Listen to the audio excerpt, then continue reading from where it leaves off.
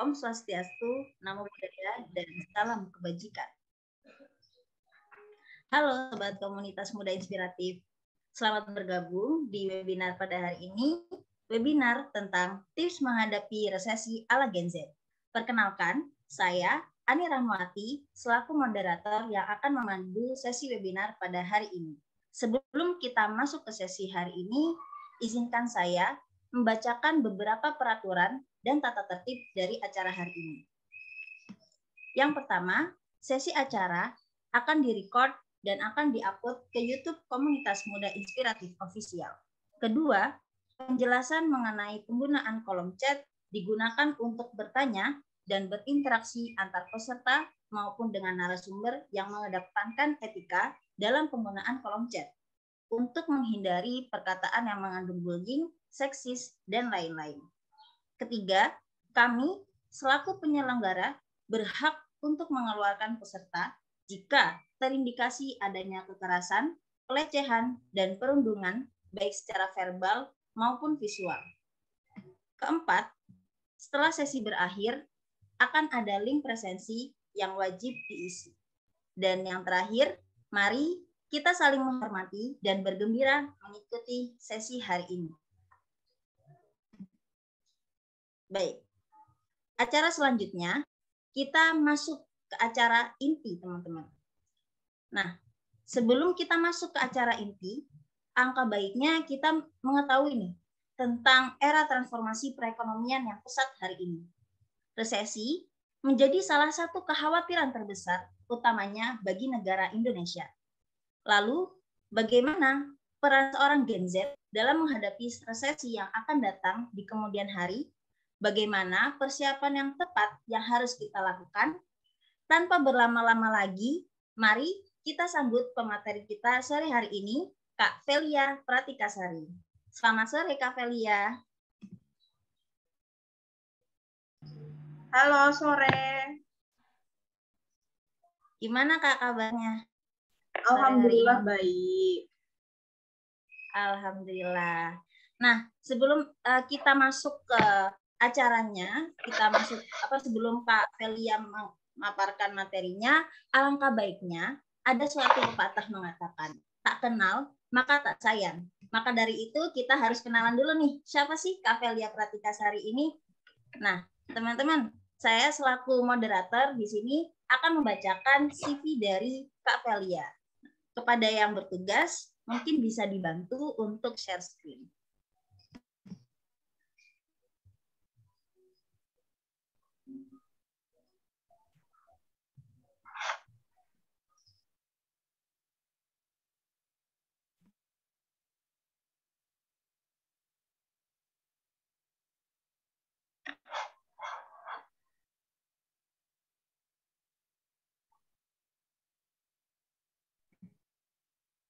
Nah, teman-teman kita harus kenalan dulu nih sama siapa sih Kak Velia ini. Nah, Kak Velia merupakan alumni dari Universitas Negeri 11 Maret, yaitu dengan jurusan pendidikan akuntansi yang berkonsentrasi pada keuangan dan juga perbankan. Nah, untuk pengalaman dari Kak Velia sendiri, Kak Velia saat ini bekerja di INDEF, Institute for Development of Economic and Finance, dari Juni 2022 sampai sekarang. Dan juga Kak Velia ini juga pernah beberapa kali memiliki pengalaman bekerja di startup. Yaitu yang pertama juga ada startup OI, Dignity Social Project by Dita Sudarjo, dan juga pernah menjadi full-timer di SMK Wikarya Karanganyar. Nah, untuk pengalaman magang sendiri, Kak Velia sendiri juga pernah magang di Pick Up Nation sebagai Business Development dan juga PT Batik Danar Hadi sebagai accounting staff. Dan pengalaman terakhir yaitu pengalaman organisasi dari Kak Velia sendiri. Kak Velia juga pernah menjadi wakil presiden dari Young on Top Solo dan juga sponsorship director dari BEM UNS. Nah, dari deskripsi Kak Velia tadi nih, bisa kita kenal secara dekat bahwa Kak Velia ini merupakan orang yang keren banget dan juga punya banyak pengalaman nih, yang tentunya pasti nanti dari pemaparan materinya diharapkan teman-teman juga bisa menyimak dengan baik ya. Nah, baik, mungkin karena aku udah banyak ngomong nih, aku serahin nih ke Kak Velia sebagai pemateri pada sore hari ini. Mungkin apakah sebelumnya Kak Velia udah siap belum memaparkan materi pada sore hari ini? Siap dong, siap, selalu siap. Oke. Thank you ya, baik. Ani. Oke. Baik, aku dari kami kasih estimasi selama 45 menit dalam pemaparan materi. Kepada Kak Velia mungkin bisa dipersilakan. Oke, terima kasih ya Ani. Thank you teman-teman dari komunitas muda inspiratif dan teman-teman yang sudah bergabung pada room Zoom di sore hari ini. Salam kenal ya Ani.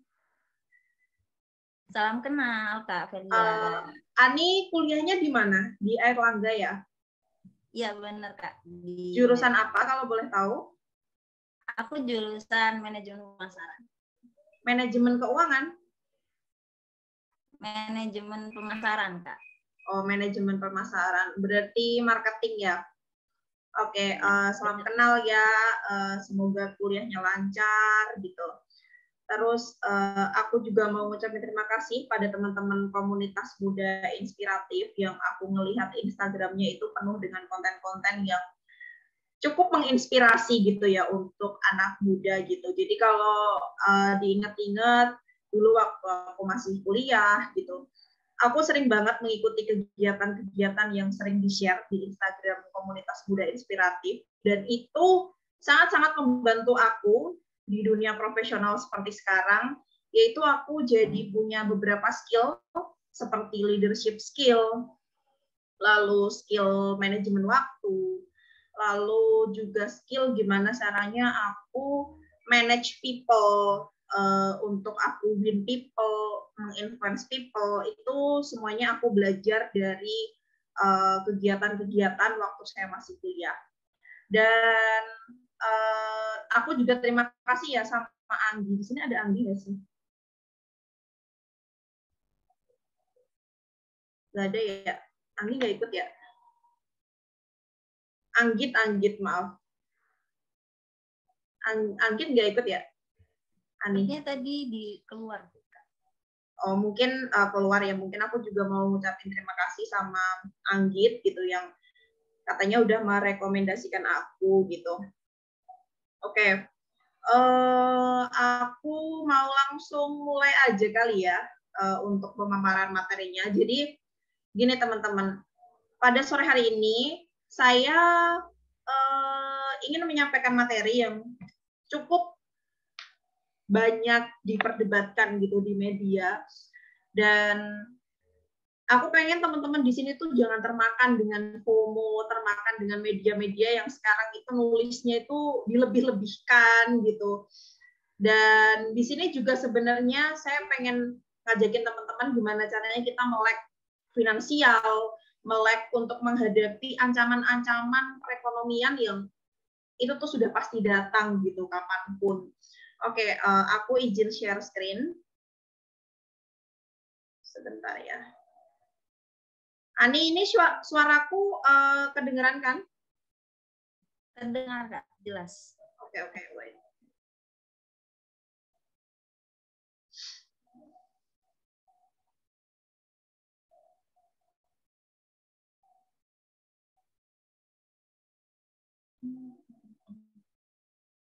Aku mulai ya. Dari atas, wait.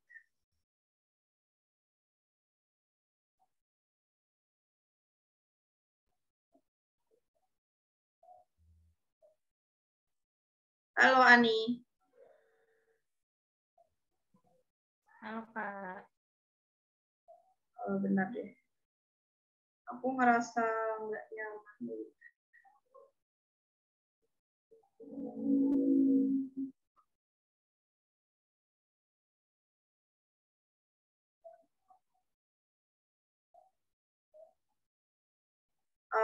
Ini udah kelihatan belum, Beb? Sudah.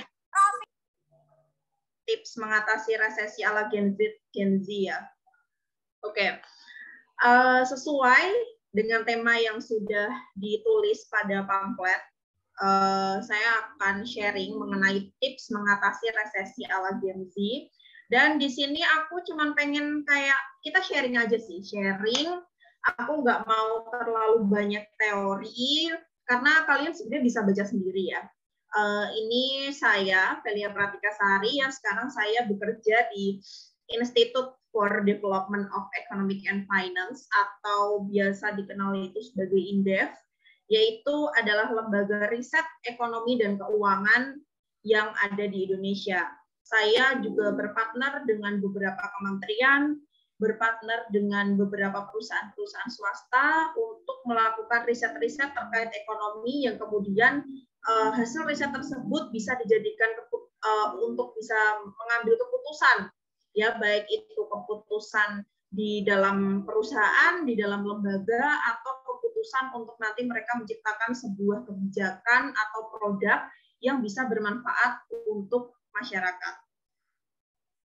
Next, itu sedikit perkenalan ya. Nah, ini sebenarnya tuh apa sih, Kak, resesi itu? Kenapa akhir-akhir ini di TikTok, di Instagram, di YouTube, semua orang pada ngomongin tentang resesi. Jadi, resesi itu ya, kalau diibaratkan, kondisi perekonomian yang stop tumbuh dan cenderung menurun. Jadi, perekonomian ini tuh seperti stuck gitu loh. Stuck, dia tidak bertumbuh dan cenderung menurun. Resesi ini sebagai penurunan aktivitas ekonomi,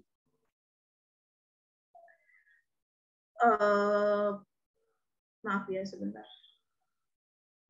Penurunan aktivitas ekonomi yang signifikan dalam waktu yang stagnan dan cukup lama, dimulai dari berbulan-bulan hingga bertahun-tahun. Dan resesi juga berarti kontraksi besar-besaran dalam kegiatan ekonomi. Sampai di sini cukup dipahami ya. Aku pengen teman-teman itu tahu gitu. Satu aja gitu, nggak usah. Kak, maaf, nggak muncul share screen-nya. Oke, wait.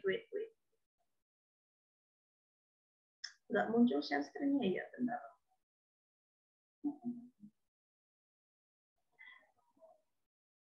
Oke, aku ulang lagi ya, maaf ya teman-teman ya.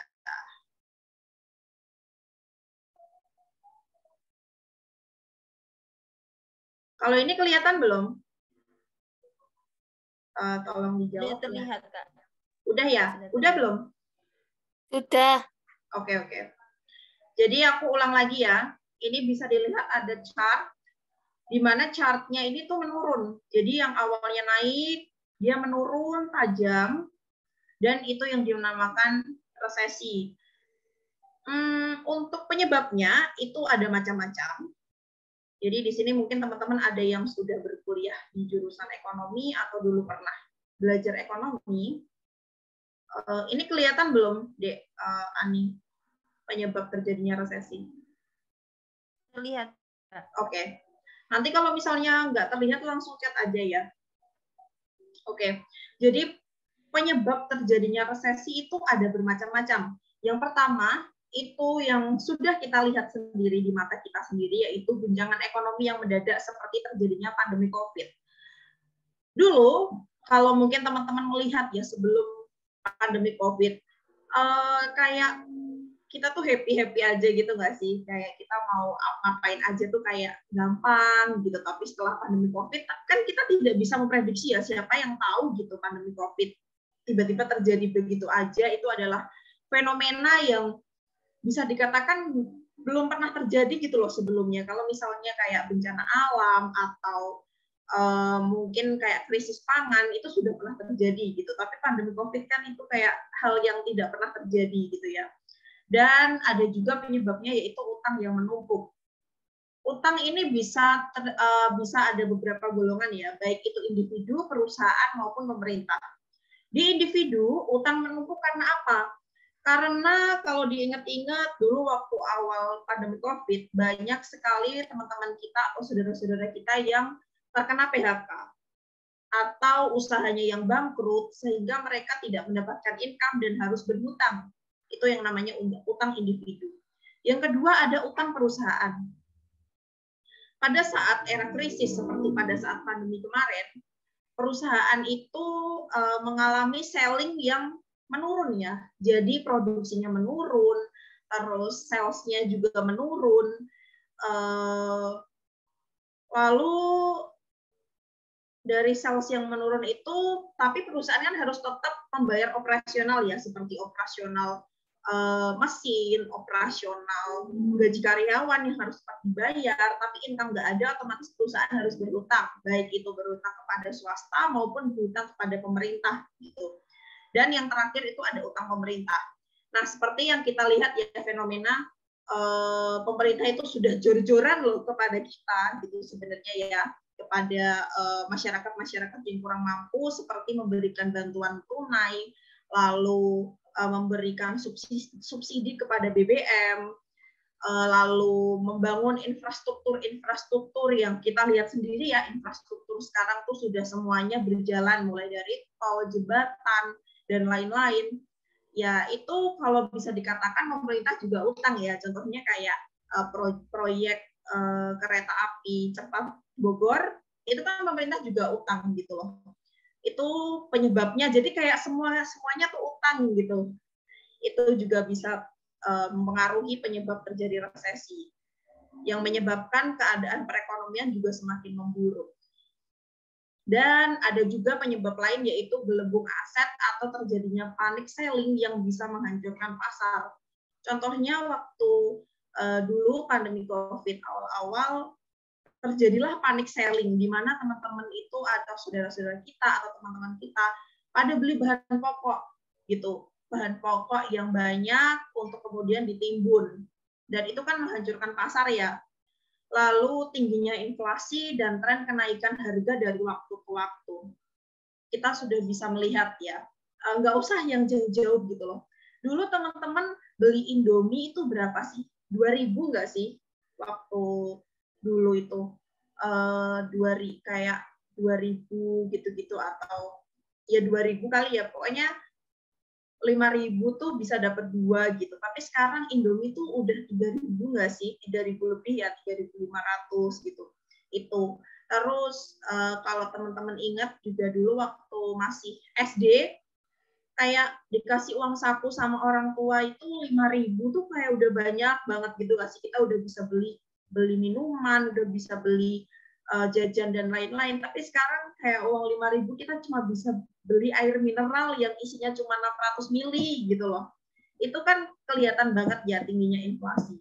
Lalu deflasi yang berlebihan serta perubahan teknologi dengan hilangnya pekerjaan yang digantikan oleh AI atau robot. Seperti yang kita ketahui ya, banyak sekali pekerjaan-pekerjaan yang sekarang mulai hilang gitu. Pekerjaan-pekerjaan yang mulai hilang yang digantikan oleh AI atau robot. Seperti contohnya ya, kita ambil contoh yang simple. Sekarang kalau misalnya kan sekarang trennya itu bank digital ya, di mana kita tuh tidak perlu ke bank untuk membuka rekening. Kita perlu kayak pakai HP, kita registrasi, setelah itu kita akan di video call sama customer service-nya, setelah itu kita sudah bisa membuka rekening gitu. Padahal dulu kalau diingat-ingat, ketika kita membuka rekening, kita harus bawa berkas-berkas ke bank, dan itu butuh waktu gitu, kita harus ngantri. Tapi sekarang ya cukup di rumah aja, atau dimanapun kita bisa bikin rekening gitu. Kan otomatis itu kan digantikan oleh teknologi ya, AI itu namanya. Nah, itulah juga yang menyebabkan hilangnya opportunity pekerjaan-pekerjaan yang hilang gitu, yang akhirnya digantikan oleh AI atau robot. Oleh karena itu di sini teman-teman harus melek digital ya. Nanti aku jelasin deh gimana caranya kita bisa punya skill digital supaya kita itu memiliki harga jual atau kita tuh tetap bisa mendapatkan pekerjaan di era digital seperti sekarang. Lalu nih ya, saya nggak mau kayak ngomong inflasi tinggi gitu kalau nggak ada datanya gitu. Jadi ini saya ambil data dari Badan Pusat Statistik berdasarkan laporan di per September, dan ini kalau per September inflasinya ini digambarkan per Agustus ya. Jadi di sini kita bisa lihat deflasi pada Agustus 2022 adalah 0,21%. Nah, di sini inflasi tahun ke kalendernya yaitu Agustus 2022 terhadap Desember 2021 adalah 3,63%. Dan inflasi dari tahun ke tahun, yaitu Agustus 2022 terhadap Agustus 2021 adalah 4,69%. Dan kita lihat chart-nya di sini, yang tahun ke tahun, series year on year, itu merah nih. Merah terus dan cenderung naik gitu. Ini kan sudah mengkhawatirkan ya, kalau kita lihat chart-nya ini. 4,69% gitu, itu kan banyak gitu. Nah, ini ada ringkasannya, kayak summary-nya, ringkasan inflasi per Agustus 2022, yaitu, tapi ini ada yang beberapa yang sudah mulai membaik gitu, seperti membaiknya pasokan komoditas pangan bergejolak, menekan inflasi sehingga pada 2022 Agustus terjadi deflasi, utamanya pada komoditas cabai dan bawang merah yang sebelumnya memberikan andil inflasi yang tinggi. Lalu terdapat komoditas pangan bergejolak yang mengalami inflasi dan perlu mendapatkan perhatian, yaitu beras dan telur ayam ras gitu. Ini kalau teman-teman mungkin di sini ada nggak sih yang belanja beras gitu? Sadar nggak kalau beras tuh sekarang kayak makin naik gitu? Kemarin kayak masih boleh 10.000, sekarang udah nggak boleh kali ya, kayak 11.000 atau 10.500 gitu per 1 kilo gitu. Ini kan relate ya ini. Saya ambil datanya ini relate gitu yang memang sedang terjadi. Lalu komoditas yang harga diatur pemerintah masih menunjukkan tren peningkatan inflasi secara year on year, utamanya pada komponen energi.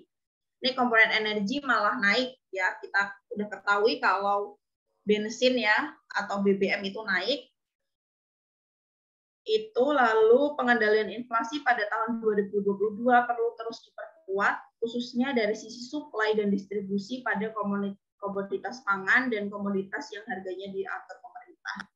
Nah, di sini sebenarnya pemerintah sudah berusaha penuh ya, tapi tetap pengendaliannya itu ya memang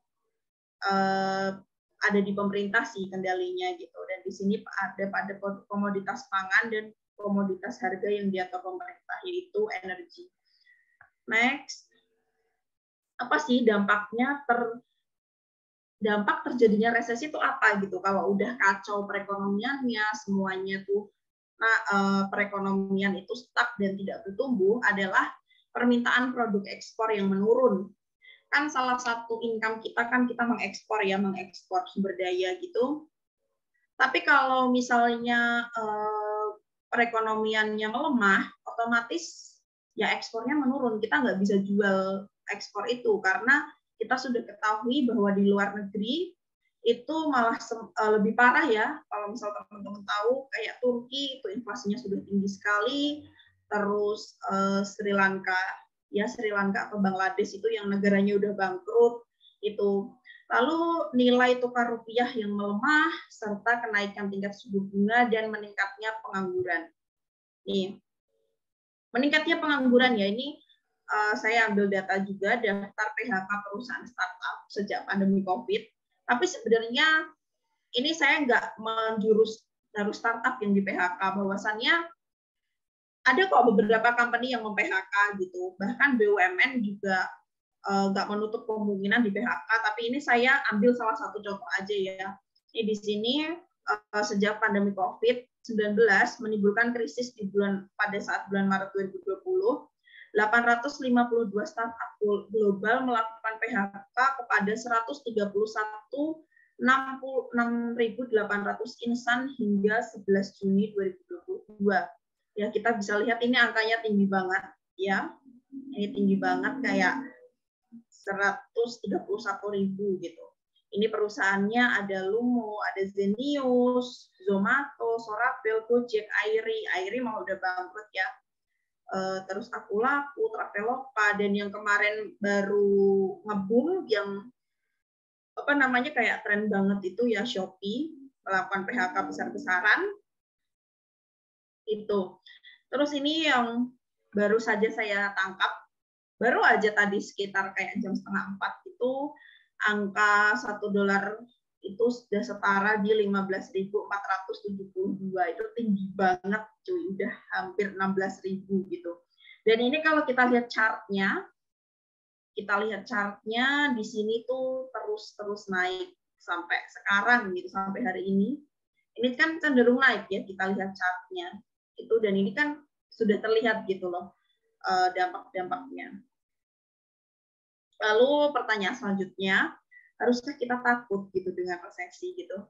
Tentu saja tidak gitu. Kayak kita nggak boleh takut, kayak nggak perlu kita mikirnya tuh kayak nanti nggak bisa makan, terus nanti bakal jadi apa namanya krisis, kelaparan, terus bakal ada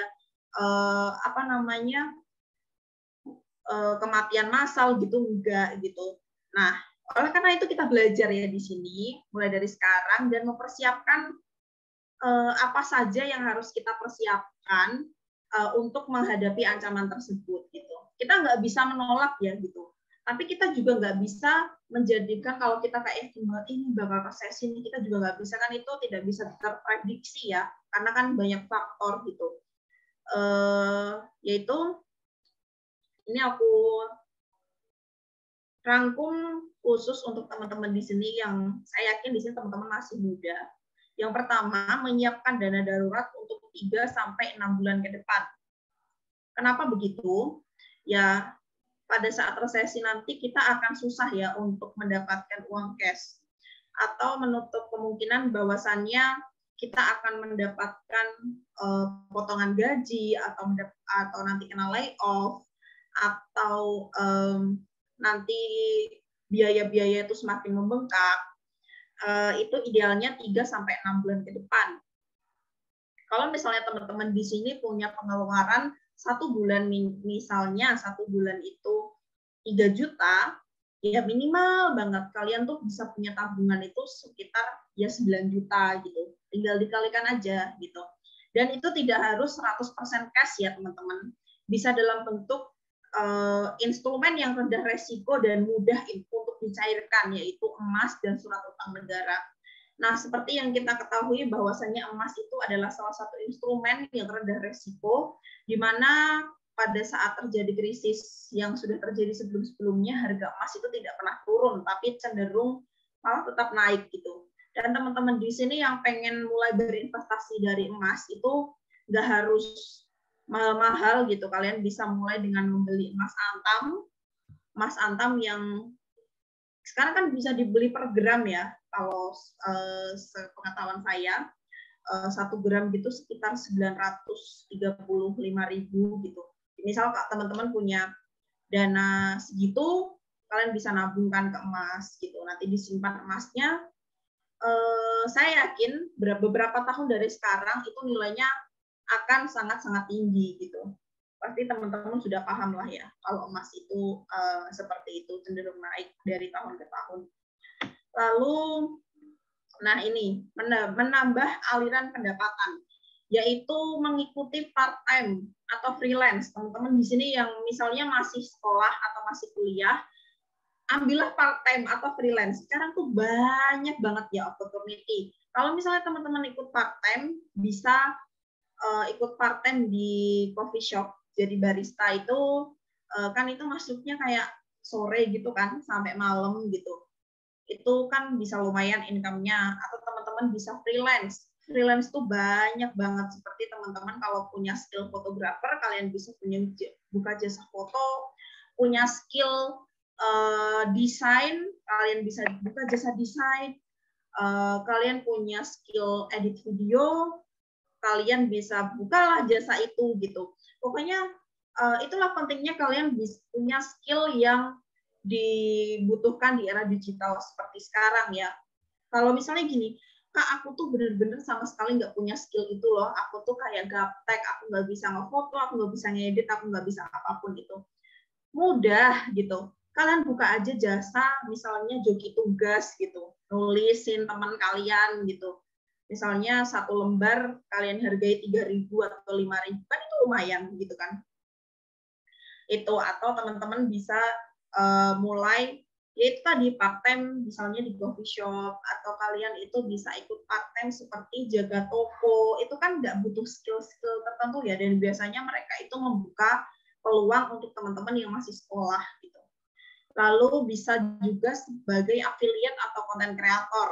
Seperti teman-teman tahu di sini, affiliate itu juga lumayan banget ya, komisinya bisa kayak 3% atau 5% gitu. Kalian misalnya ambil barang dari Shopee, terus setelah itu kalian bikin konten, kalian cantumin link affiliate tersebut, kalian sudah bisa dapat komisi, dan itu sangat-sangat mudah untuk dilakukan gitu. Selagi kalian punya smartphone, kalian coba-coba aja gitu, cari cara gimana caranya bergabung di affiliate Shopee, affiliate TikTok, affiliate Tokopedia, itu lumayan loh. Sedikit demi sedikit, kalau dikumpulin tuh lumayan juga gitu.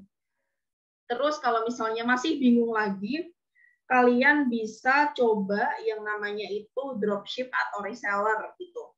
Nah, ini teman-teman kalau misalnya mau, ini aku nggak promosi atau gimana ya. Kalau di sini memang ada yang pengen coba jadi reseller, nanti kalian bisa WhatsApp saya di Instagram, saya bisa tawarin produk ke kalian. Itu produknya kayak sabun gitu, sabun buat sabun cuci muka gitu, dan itu harganya cuma 20.000. Kalau teman-teman di sini mau coba jualan, bisa nanti WhatsApp saya. Tapi kalau teman-teman pengen coba dropship yang lain, itu gampang banget. Kalian tinggal lihat tutorialnya, lalu nanti kalian praktekkan, kalian tawarin ke teman-teman dekat kalian, itu udah lumayan loh teman-teman. Jadi menambah aliran pendapatan itu sangat penting. Ini aku sebenarnya belum sempat masukin ke sini. Jadi kalau teman-teman pengen punya mindset keuangan yang bagus nih, kalian beli buku ini. Namanya Psychology of Money. Semoga kelihatan ya. Psychology of Money. Ini di sini tertulis, ini udah dianjurkan oleh beberapa para orang-orang hebat di dunia, kayak kalau di Indonesia contohnya itu Maudy Ayunda juga merekomendasikan buku ini kalau teman-teman pengen punya mindset keuangan yang bagus. Nah, di sini tuh ada salah satu quotes di mana titik kegagalan paling besar dalam hal uang adalah hanya mengandalkan satu gaji untuk mendanai belanja jangka pendek, tanpa tabungan untuk bantalan antara belanja masa kini dan belanja masa depan. Jadi harus realistis saja ya teman-teman, kalau misalnya kita cuma mengandalkan satu income, itu kita bisa sih sampai ke cita-cita kita. Misalnya kita pengen punya rumah gitu, terus kita mengandalkan gaji kita yang 5 juta per bulan. Kita harus nunggu berapa tahun gitu. Ya bisa sih nanti berapa puluh tahun lagi kan, tapi gitu. Terus juga keburu harga rumah naik gitu. Jadi itu sih ibaratnya kayak kalian tuh naik angkutan umum gitu, naik bus misalnya. Berhenti kan, ya sampai sih, tapi kan lebih cepat kalau naik pesawat gitu misal. Itu. Jadi aku saranin di sini kalian harus punya pendapatan tambahan.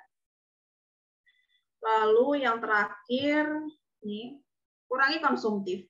Jadi belanja sesuai kebutuhan, yaitu 50% kebutuhan, 30% keinginan, dan 20% itu kita wajib untuk menabung atau saving. Itu sih teman-teman dari aku, cukup 3 aja tipsnya dalam menghadapi resesi.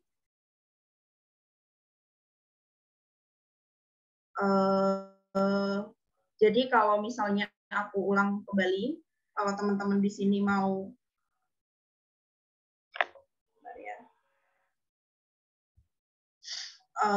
ini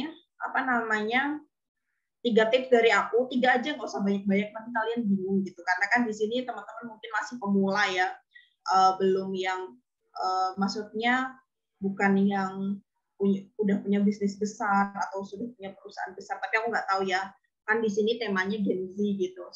Sepengetahuan saya pasti di sini masih ada yang mahasiswa atau fresh graduate. Ya, yang pertama itu menyiapkan dana darurat untuk 3-6 bulan ke depan. Lalu yang kedua menambah aliran pendapatan yaitu kita cari side hustle gitu, cari freelance, cari part-time, affiliate, dropship, reseller, dan yang terakhir itu kita harus kurangi konsumtif gitu. Belanja sesuai kebutuhan, nggak usah ngikutin tren gitu, nggak usah gengsi gitu. Lebih baik kita meredam ego kita pada saat kita masih muda, tapi nanti pada saat kita sudah tua, kita sudah berkeluarga, itu kita sudah bisa memetik hasilnya. Karena tidak ada sesuatu itu yang instan ya. Tidak ada sesuatu yang instan, kita harus komitmen, konsisten untuk mengurangi hal-hal yang konsumtif itu. Mungkin cukup dari aku sih itu, teman-teman. Saya nggak mau panjang lebar di sini, karena maunya kita sharing aja. Mungkin teman-teman punya masalah keuangan, atau aku lebih terbuka nantinya untuk teman-teman yang pengen coba membuka side hustle gitu, pengen dapetin side hustle atau pengen tahu gimana caranya ngelola keuangan. Itu sih dari aku. Ani, saya kembalikan kepada Ani Rahmawati. Oke, baik. Terima kasih atas pemaparannya, Kak Velia. Pasti ini materinya juga sangat menarik banget gitu ya. Terutama buat relate gitu loh, buat kita Gen Z gitu. Apalagi tadi diberi beberapa tips gitu dari Kak Velia. Nah, sesi selanjutnya teman-teman ada sesi tanya jawab. Di sini aku membuka beberapa pertanyaan. Mungkin ada yang ingin bertanya bisa menggunakan fitur raise hand. Jika terkendala bisa menuliskan pertanyaannya di kolom chat. Dipersilakan ya teman-teman.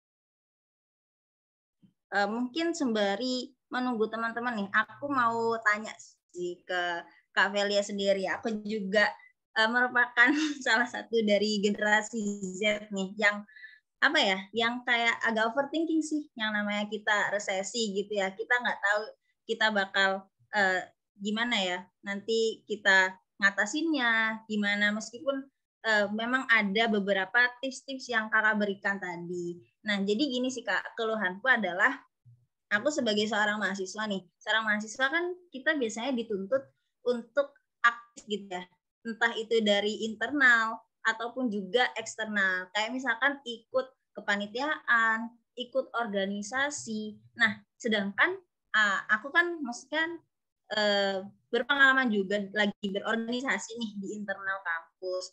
Nah, itu aku merasakan aku juga bukannya aku sejahtera dalam segi finansial, aku harus apa ya, kayak spend uangku untuk organisasiku, entah itu nanti karena RKAT-nya belum cair gitu dari pihak kemahasiswaan, akhirnya kita sebagai panitia inisiatif untuk keiuran gitulah Kak gitu. Nah, itu sih kayak kesulitan aku gitu sebagai mahasiswa gitu. Jadi ya. Mungkin bisa nih Kak, solusi gimana sih kalau misalkan kita sibuk berorganisasi tapi kita juga bisa spend uang gitu ya. Karena kalau menurut aku sendiri, kita organisasi terus sama part time, takutnya nanti malah tabrakan, malah kuliahnya nggak keurus gitu loh Kak. Nah, mungkin bisa nih Kak Feli bisa kasih saran. Oke. Sebenarnya aku thank you ya buat Ani Rahmawati. Aku paham nih pertanyaannya sebenarnya bagus kalau mungkin ada yang relate di sini, karena aku sudah pernah mengalami masa itu gitu, dimana aku dulu juga pernah ikut yang namanya organisasi, yaitu Badan Eksekutif Mahasiswa. Aku tahu itu justru malah kayak mahasiswanya yang harus berkorban gitu. Di sini aku bukan yang kayak nggak ngebolehin sih, tapi lebih ke nyaranin kalau misalnya teman-teman pengen, kan nggak mungkin ya kalau misalnya kalian mau cuman ngandelin teori-teori aja, tetap di sini kayak pada pengen berorganisasi gitu.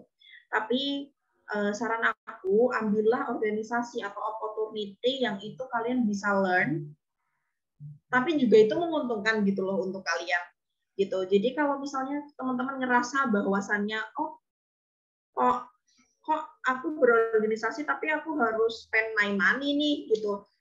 Saranku sih tinggalin aja kali ya gitu. Karena aku punya tapi dulu waktu aku ikut organisasi di BEM, aku emang salah satu orang, karena kan waktu itu aku director juga kan, maksudnya aku salah satu petinggi gitu di badan eksekutif waktu itu. Aku selalu bilang bahwasannya aku nggak mau nanti bawahanku itu harus spend uang mereka gitu. Jadi kita gimana caranya di dalam berorganisasi itu kita yang make money gitu. Ya seperti kalian mengadakan event berbayar ya, misalnya kalian bikin seminar tapi itu seminarnya berbayar, terus kita cari sponsor. Lalu setelah itu aku dulu nggak mau kayak yang namanya jualan risol, paid promote gitu-gitu, karena itu tuh kayak nggak bisa ngasah skill gitu loh.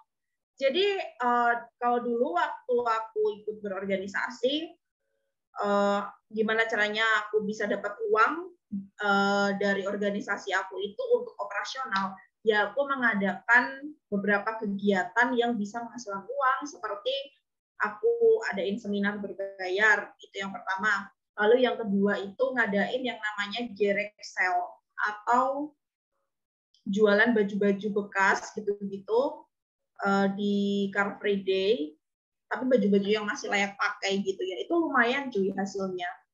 Itu sih saran dari aku, Ani Rahmawati. Tapi kalau misalnya biasanya kalau di dalam organisasi itu sudah terbentuk culture, itu susah ya. Jadi saran aku, ikutlah organisasi-organisasi yang kalian bisa learn, tapi di situ juga kalian gak dirugikan. Aku ada saran, mungkin teman-teman di sini yang pengen ikut organisasi, kalian ikutlah YOT yang on top, di mana di setiap kota sudah ada.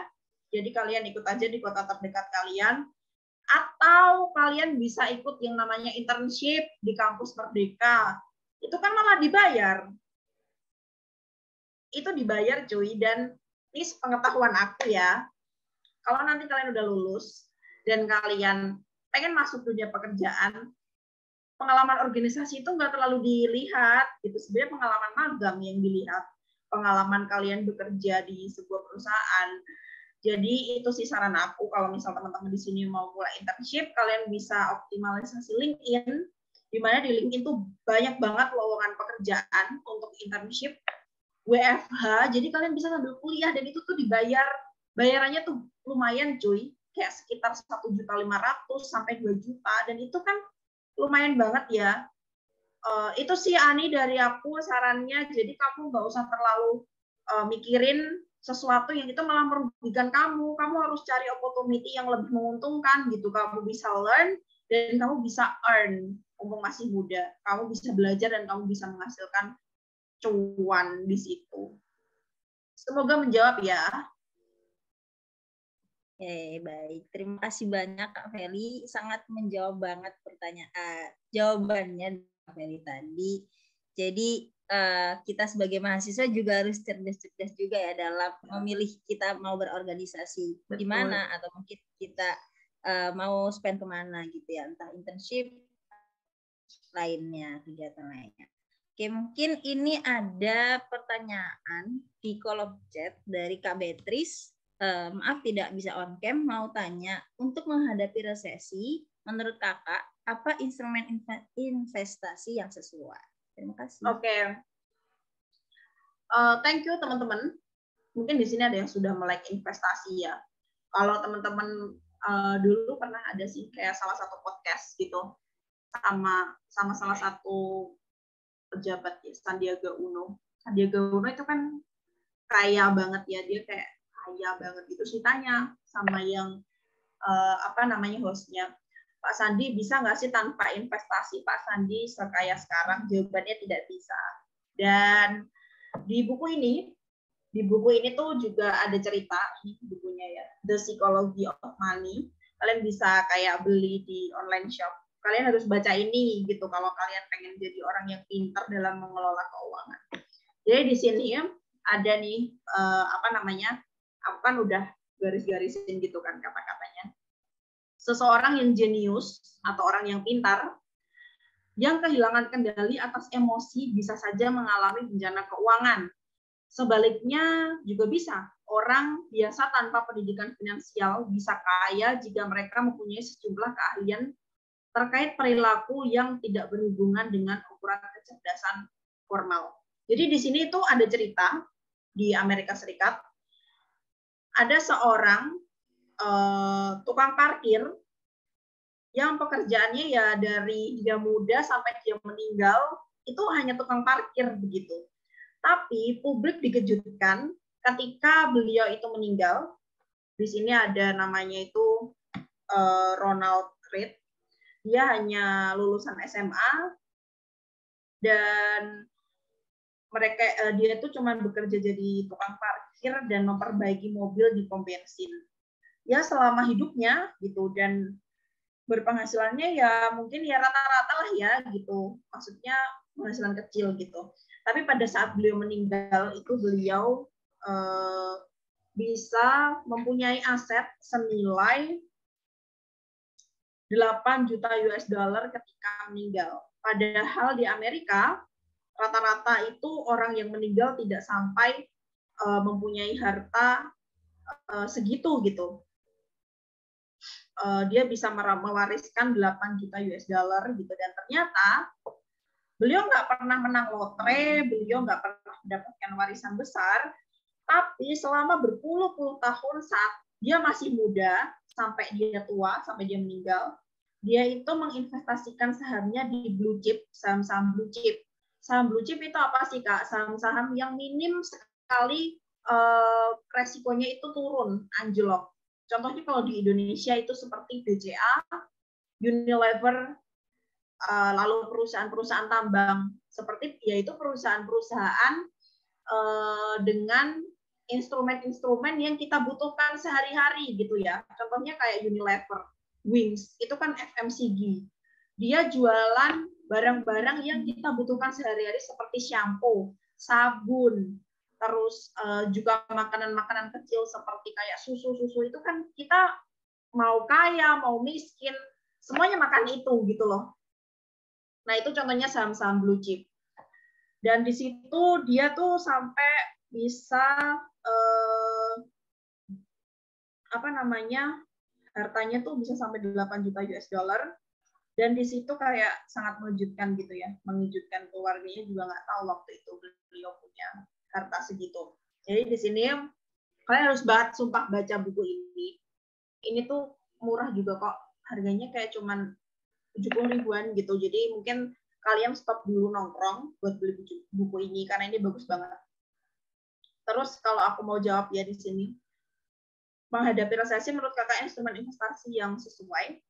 Jadi kalau di sini teman-teman masih muda, kalian tuh nggak harus kayak investasi di saham yang terlalu besar gitu, enggak sih.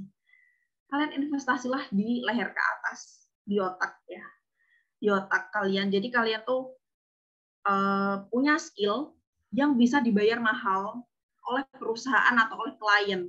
Seperti kalian punya skill-skill digital. Dan saranku ya, kalian menginvestasikan itu untuk mengikuti kursus gitu. Seperti kursus digital marketing, kursus data analis, kursus seperti UI UX. Pokoknya skill-skill digital yang itu tuh digaji besar gitu, dapatkan gaji yang besar. Lalu nanti ketika kalian sudah berusia 25 ke atas atau menuju 30 tahun, itu baru kalian menginvestasikan ke pasar saham. Tapi nggak apa-apa, di sini aku mau coba kalau teman-teman mau coba berinvestasi yang sesuai, kembali lagi yang tadi itu di emas. Ya, di emas itu karena emas itu cenderung naik. Jadi misalnya kalian anggaplah kalian mulai bulan depan mulai ambil part time ya misalnya, atau mulai ambil pekerjaan tambahan gitu. Aku anggap di situ kalian dapat gaji yang 1 juta misalnya. Yaitu buat beli aja emas antam yang 1 gram itu. Kalau kalian pengen masuk ke instrumen saham, kalian download aja Bibit. Nanti kalian registrasi, setelah itu kalian beli investasi-investasi yang itu bisa di hold. Dalam artian bisa untuk berapa puluh tahun ke depan yang harganya tuh bisa langsung naik gitu, Kak. Contohnya BCA gitu. Kalau kalian beli BCA 10 tahun yang lalu kalian jual sekarang, itu nilainya udah ratusan kali lipat, cuy. Gitu. Itu. Dan tapi di sini kalau teman-teman ada yang sudah trading, maksudnya sudah mulai trading, sudah bisa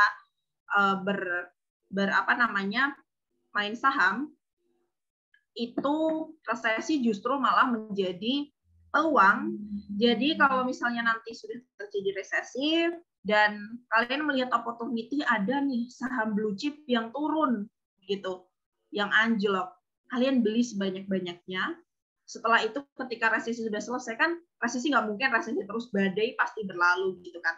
Nah pada saat nanti naik, kalian bisa buyback alias kalian bisa menjual itu dengan harga yang tinggi. Itu sih saran aku. Jadi sarannya ada banyak ya, gitu, mulai dari yang masih pemula sampai yang mungkin kalau di sini udah ada yang mulai trading itu.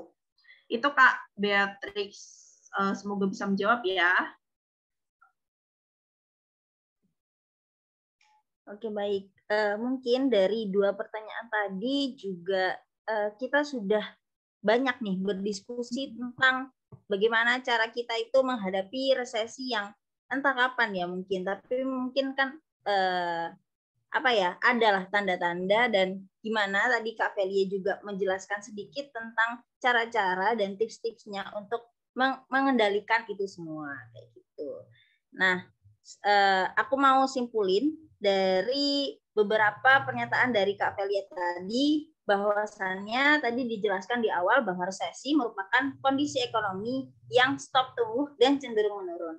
Penyebabnya apa? Penyebabnya tadi yang pertama yaitu guncangan ekonomi akibat COVID-19, terus juga bisa juga karena utang menumpuk, terus ada panic selling, dan lain sebagainya. Dan juga dari dampak resesi sendiri, itu bisa mempengaruhi ekspor-impor yang ada di Indonesia. Jadi nanti permintaan ekspor bisa menurun dan juga nilai tukar yang melemah. Terus gimana sih cara kita sebagai pemuda itu untuk menghadapi resesi tadi? Nah, caranya tentu melakukan spend dana darurat untuk 3-6 bulan ke depan. Nah, investasi instrumennya itu bisa tadi diterapkan, bisa tadi dijabarkan ya sama Kak Feli, bahwa dari misalkan pemula kita spend dari investasi dari leher ke atas dengan cara kita belajar tentang skill-skill baru, yang mana skill itu bisa dibayar mahal oleh suatu perusahaan yang mungkin membutuhkannya ya. Dan juga bisa juga kalau misalkan udah mulai berani nih ke tahap sedang, kita mulai investasi dari bibit, ataupun kalau misalkan lebih lagi kita bisa investasi ke trading kayak gitu. Nah, mungkin Kak selanjutnya mungkin ada nih closing statement dari Kak Feli sendiri di materi ini. Oke. Jadi teman-teman di sini ya, aku nggak mau kayak nakut-nakutin nih resesi mau gimana gitu ya, nggak usah takut. Kita kan ya bisa dikatakan kita orang yang terberkati ya, terberkati dalam artian kita pasti di sini pada punya smartphone, pasti di sini bisa lah ya main laptop gitu. Coba deh teman-teman tuh mulai dihindari media-media yang membesar-besarkan gitu ya. Kalian kalau misalnya sudah ada ancaman seperti itu, daripada kayak kalian masuknya ke otak tuh resesi, krisis, ya mending kalian bukalah konten-konten untuk mengatasi resesi itu gitu. Kalian bukalah konten belajar skill baru untuk menghadapi era digital seperti sekarang gitu. Seperti ya tadi yang aku bilang ya, digital marketing, terus data analis, UI UX, yang itu skill yang dibayar mahal. Dan kalau misalnya kalian pengen nggak sih punya spesifik skill gitu, bukan yang general, kayak misalnya cuman jadi seseorang, maaf ya, kita ada di front office seperti customer service atau kita sales, itu kan kita nggak punya spesifik skill dan gampang banget kena cut off gitu. Gampang banget kena cut off. Tapi kalau kita punya skill yang itu tersertifikasi, ya kita tuh punya value gitu loh di dalam diri kita. Jadi kalau misalnya kita bervalue, ya kenapa kita takut gitu? Kan itu nanti dihadapi bersama gitu. Itu sih dari aku. Jadi be smart ya, be smart teman-teman. Kalau di sini masih dirasa kurang, kalian bisa tanya ke aku via WhatsApp atau via Instagram. Instagram aku tuh Velia Pratika. Dan aku juga pengen nih teman-teman di sini kayak bikin story gitu, terus tag aku. Kayak kesan-pesan gimana, terus kalau misalnya mau follow aku nanti pasti aku follow back. Itu sih dari aku teman-teman, salam kenal. Kalau teman-teman mau konsul, mau kayak apa namanya, tanya-tanya lebih dalam lagi bisa DM aku ya. Itu cukup sih dari aku guys. Itu dulu Ani. Baik, saya ucapkan terima kasih banyak ya kepada Kak Velia yang sudah menyempatkan waktunya untuk mengisi webinar pada sore hari ini, yang mana webinarnya itu benar-benar kalau misalkan dari personality aku sangat termotivasi banget dan juga sangat insightful banget bagi aku. Dan semoga webinar ini juga bisa bermanfaat bagi teman-teman sekalian ya. Dan juga untuk para peserta, terima kasih telah hadir di webinar pada sore hari ini. Nah, selanjutnya akan ada sesi sebelumnya kita akan mengisi presensi yang nanti akan di-share oleh penyelenggara acara, dan juga mungkin sembari menunggu presensinya kita bisa nih berfoto bersama atau mengambil sesi dokumentasi. Iya, on cam yuk teman-teman, biar aku bisa tahu. Ya, mungkin yang nggak terkendala jaringan bisa on cam ya teman-teman. Mungkin aku tunggu 5 menit dari sekarang.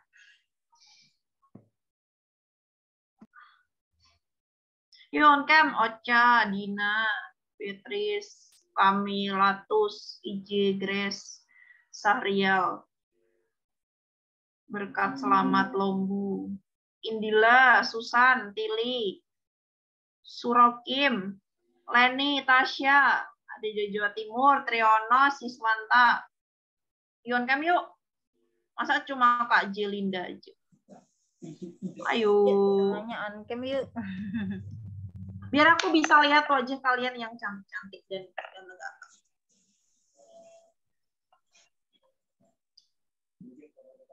Gak mau nih.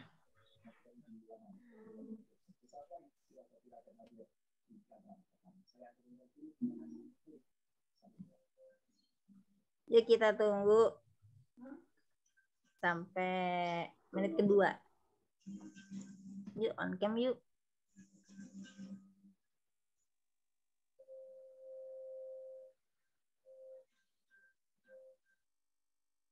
Absen dulu itu mungkin lama makan.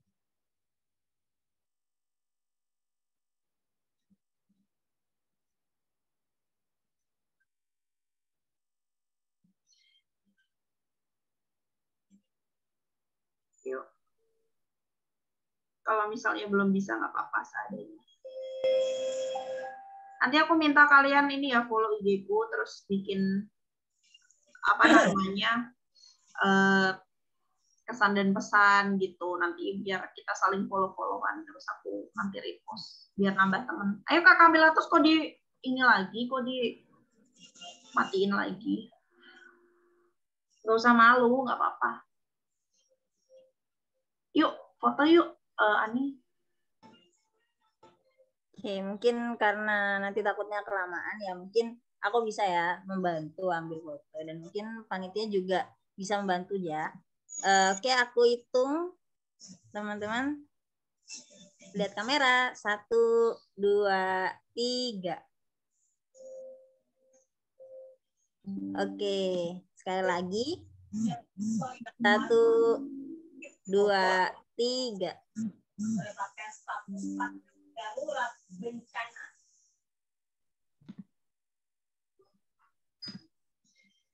Thank you ya. Oke, baik. Wah, tidak terasa ya.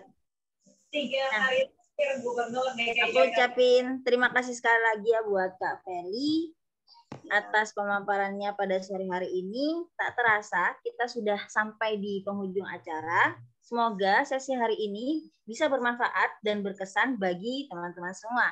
Terima kasih sudah mengikuti webinar Tips Menghadapi Resesi ala Gen Z. Saya, Ani Rahmawati, selaku moderator, pamit undur diri. Sampai jumpa di kegiatan selanjutnya. Assalamualaikum warahmatullahi wabarakatuh. Waalaikumsalam. Thank you teman-teman. Thank you Kak Feli. Dadah. Thank you teman-teman semua yang hadir. Sambil isi absen.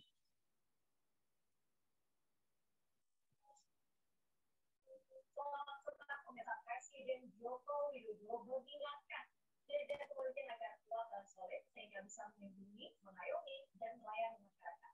Presiden juga mengingatkan soal gaya hidup polisi yang kerap memamerkan barang mahal di media sosial.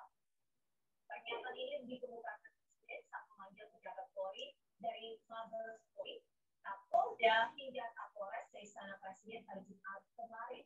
Lalu apa makna dari pernyataan Presiden Joko Widodo ini? Kami akan membahasnya di